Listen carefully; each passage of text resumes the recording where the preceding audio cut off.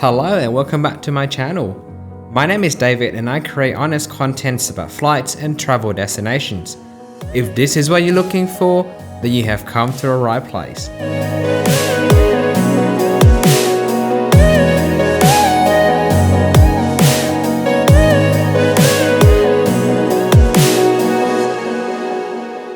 Hello and welcome to Seoul Incheon Airport. So today we're going to fly Qantas economy class Airbus A330 from Seoul Incheon to Sydney, Australia. Alright, let's go inside. I already checked in. I already got my boarding pass. So we just have to drop our luggage and we'll head straight into the lounge. Alright, let's go! In today's episode, I'll be showing you what the experience is like flying Qantas long-haul in economy class in 2025 with a 9-hour flight from Seoul Incheon to Sydney, Australia. I also had access to the oneworld lounge at Incheon Airport due to my frequent flyer status, so I'll be showing you that as well. All of which is coming up next, so sit back, relax and enjoy.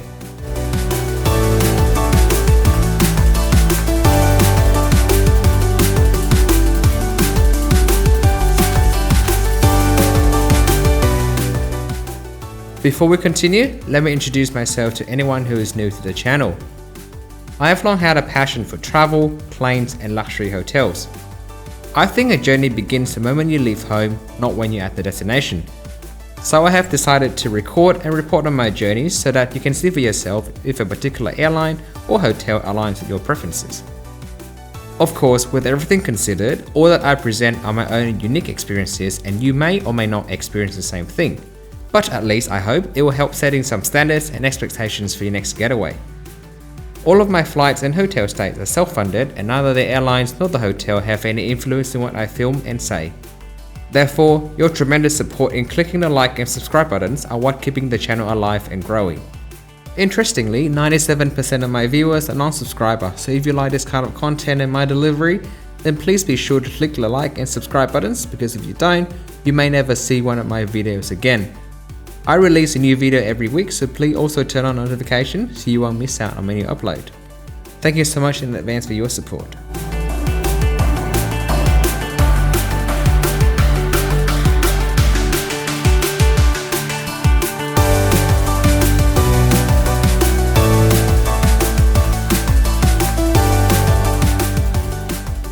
Qantas has separate counters for business class passengers and backdrops for those that have checked in online and for regular economy passengers. They are all well marked and the experience was smooth with minimal wait times. Economy class passengers are entitled to one piece of checked luggage with a maximum weight of 23 kilograms. Qantas Club members and higher tier frequent flyers are entitled to a higher checked luggage allowance. The allowances are clearly published on the Qantas website and I have put a snapshot here for your reference.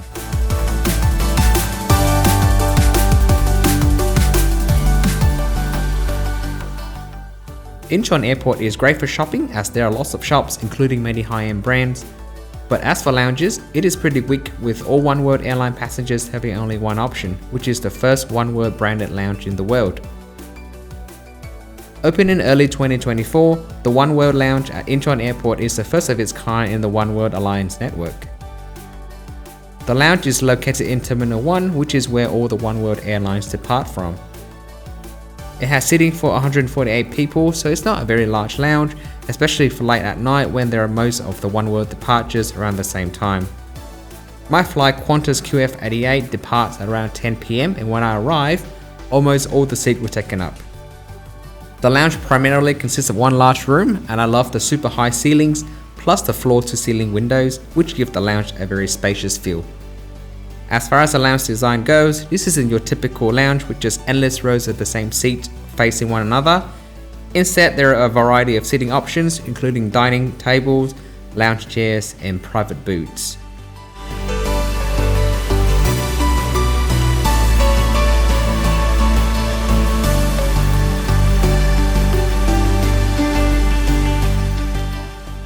One highlight of the lounge is a central bar area, which serves up to 8 different cocktails.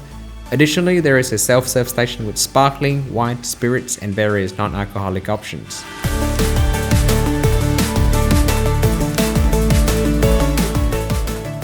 The The oneworld lounge at Incheon Airport has a self-serve buffet. In addition to a pretty standard food selection, some of the options rotate throughout the day, with the food options reflecting the oneworld airlines that have departures around that time. During my evening visit, there were some Australian options as well as vegetarian options. I ended up creating for myself a bowl of noodles with vegetable curry and shredded eggs.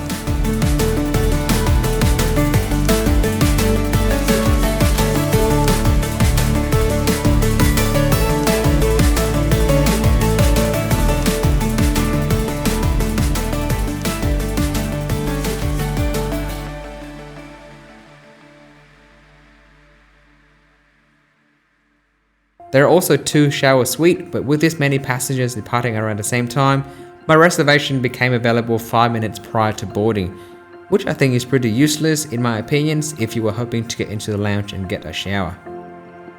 Overall, I think the oneworld lounge at Incheon Airport has a good hard product, but a forgettable soft product. Being the Global Alliance first lounge, the decor is unique and ultra-modern and quirky, while the food is just average. However, the central bar comes in and saves the day with its cocktails.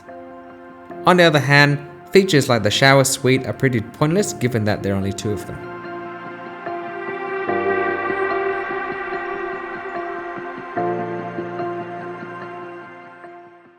Alright, let's now board the plane. Qantas currently operate 4 weekly flights between Sydney and Seoul Incheon on Monday, Tuesday, Thursday and Saturday. Jetstar will operate flights on Wednesday, Friday and Sunday, with a daytime flight and evening arrival into Seoul and a late evening return from Seoul back to Sydney, arriving around 10 AM the following day.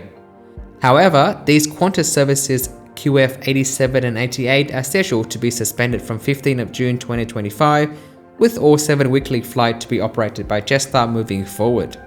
Nonetheless, my experience on this particular flight was to give you a glimpse into what the experience is like flying Qantas in economy class on the Airbus A330 on comparable flight, such as the services from Australia to Hong Kong and Tokyo. Operating our flight today is the 20 years old Airbus A330-300 with registration Victor Hotel, Quebec Papa Echo. The plane is configured with 28 lie-flat business class seats and 269 standard economy class seats in a 242 layout. Most full-service carrier has the same layout in economy class, and I prefer it over the 333 layout on the Airbus A350 or Boeing 787. Couples who travel together don't have to sit with another stranger, and families of 4 can sit together in the middle.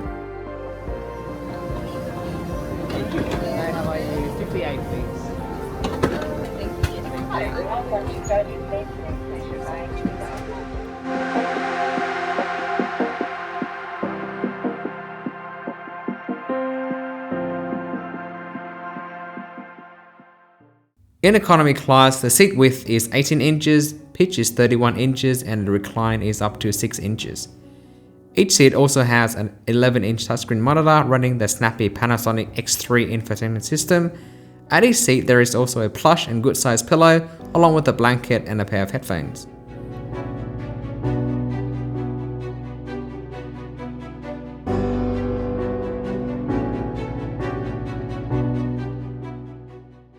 When it comes to reporting on economy class product, the job is a lot harder as most seats and screens are similar to each other at first glance.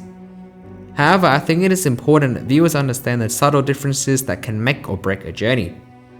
Here are a few positive things that I have noticed on Qantas economy seats that could improve your experience.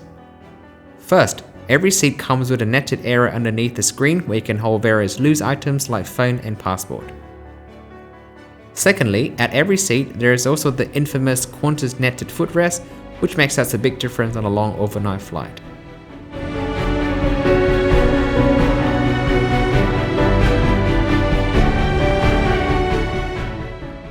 Thirdly, the snappy infotainment system comes with some handy features like chat to your friends or watch with a friend.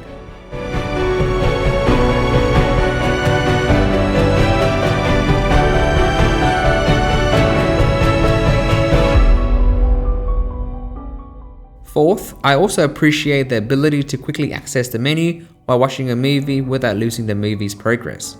Obviously, these are all small things, but I have noticed as being different and positive when comparing Qantas to other carriers. Having already spoken of the positive, there are also some downside that Qantas can really improve upon. For example, my seat comes with a really dirty tray table that has definitely seen better days.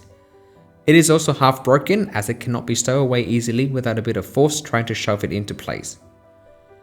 And while the headrest is adjustable, it has also seen better days. These are two small things that really demonstrate the age of the Qantas fleet, and this is really its biggest disadvantage when comparing Qantas to other carriers. Fortunately, new planes are arriving soon, and Qantas had recently announced a retrofit program for the Airbus A330 fleet with a new upgraded business class and economy class experience. Starting with 10 Airbus A330-200 jets, which are mainly used for flight between Australia and Southeast Asia, reaching as far as Hong Kong and Japan. These brand new economy seats are designed with extra comfort similar to those on the Qantas Project Sunrise ultra long haul flight. Each seat now comes equipped with a 4K OLED 13.3-inch entertainment touchscreens, USB fast charging and Bluetooth audio connectivity, which allow users to use their own headphones. Hopefully, the future is bright at Qantas. The new Qantas safety video, although long, is quite interesting to watch. Here is some of it. Afterward, let's enjoy the beautiful takeoff out of runway 16 left at Incheon Airport. Give us your attention for the next few minutes and we'll keep you safe on this flight as we journey to the magic places of regular Aussies all around Australia and the world. Welcome to Qantas.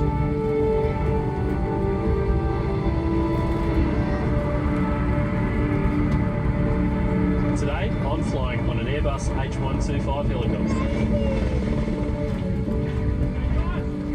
And you're in a Qantas Airbus A330. Fasten your seatbelt by inserting the clasp into the buckle and tighten by pulling the strap. If your seat is fitted with a sash belt, ensure it's in place for takeoff and landing. You can undo your seatbelt by pressing the button or lifting the flap.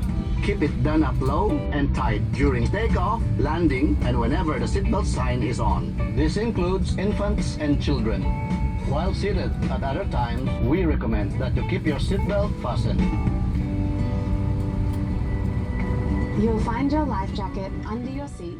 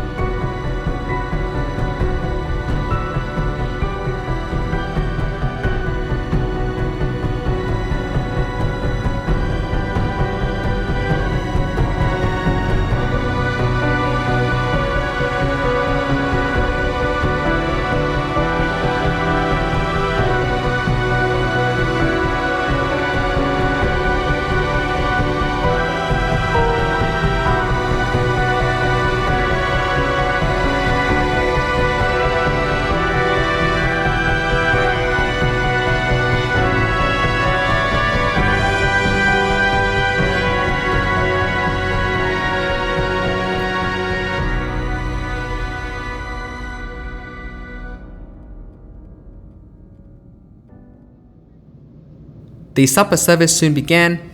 Everyone was first given a small bottle of water, which is then followed by a meal tray with 3 choices: Korean vegetable bibimbap, kimchi kitchen with bok choy, or braised beef with mashed potato. I went with the Korean vegetable bibimbap, which I thought was really nice. On the meal tray there was also a warm bread roll and a chocolate marshmallow cake for dessert. Another really nice touch from Qantas Catering is that on almost all flights there is gonna be one vegetarian option by default. Drink choices was also generous with the usual wine and spirit as well as the signature Qantas Spritz.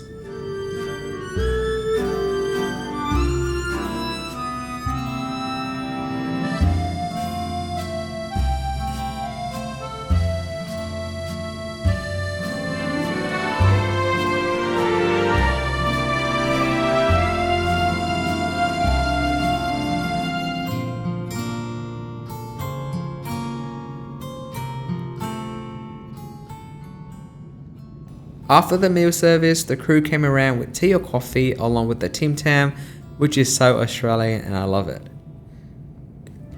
The lavatory in the A330 is clean, spacious and has all the usual necessities but nothing outstanding to be spoken of.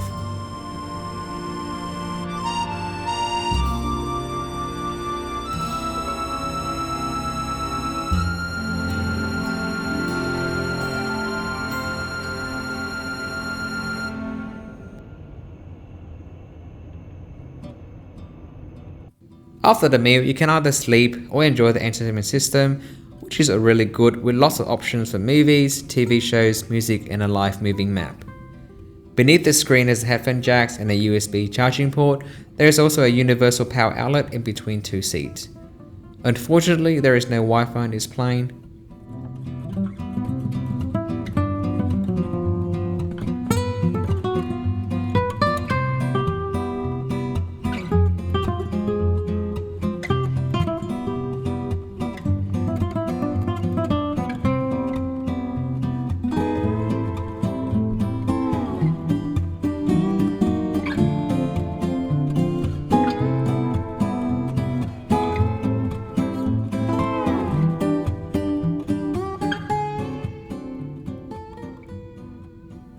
If you like what you've been watching so far, then please feel free to press the like button, leave a comment down below, and share this video with your friends and family. These are the easiest way you can do, which are free of charge, to let YouTube know that you like what you're watching and the algorithm will recommend it to more people. This will help the video reach more people and will be a great motivation to help the channel develop further. Please also do not forget to subscribe because I regularly upload 1 to 2 travel vlogs each week. Thank you so much in advance for your support.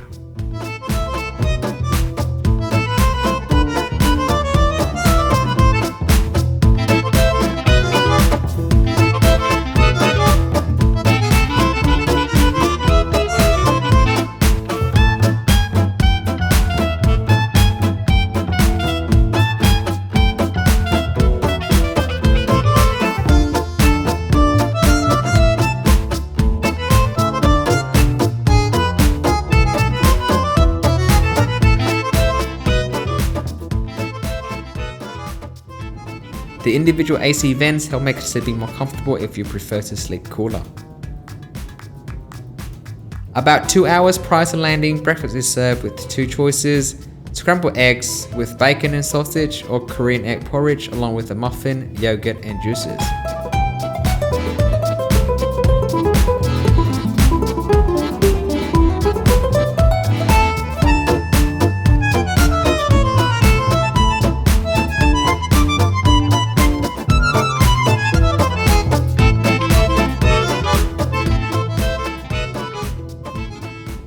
The porridge is nice but lacks a bit of water. It's almost as if I'm eating overcooked rice. Another round of tea or coffee was passed out before we began our descent into Sydney. It is the Australian government regulations requiring all passengers to declare all food and ingredients to custom when entering Australia to protect our environment, wildlife and farming.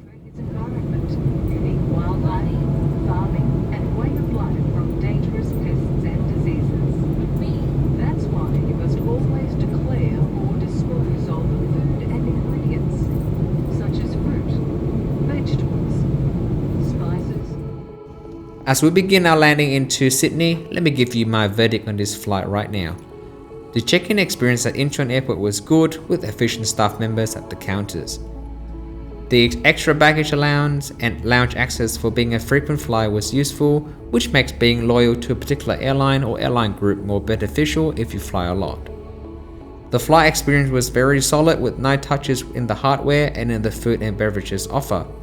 The generous seat recline and the netted footrest make sleeping easy, and I was able to sleep for a solid 4 to 5 hours. Most of the crew on this flight were Korean based and they was exceptional, except for one Karen crew member who was an Aussie.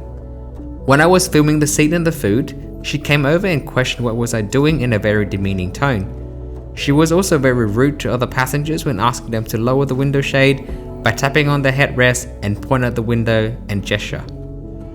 The crew attitude is a recurring issue at Qantas in general, and until they can iron it out, I cannot see how they can improve on their ratings. The A330 fleet in general is also in dire need of an update soon, and the retrofit program couldn't come soon enough. Overall, I think it was an above average flight with teetering issues, marring an otherwise good experience. A return flight from Sydney to Seoul on Qantas in economy class started around $1,200 Australian dollars, or around 33,000 Qantas points plus tax and fees one way. With that, thank you so much for watching to the end and for coming along with me on this trip.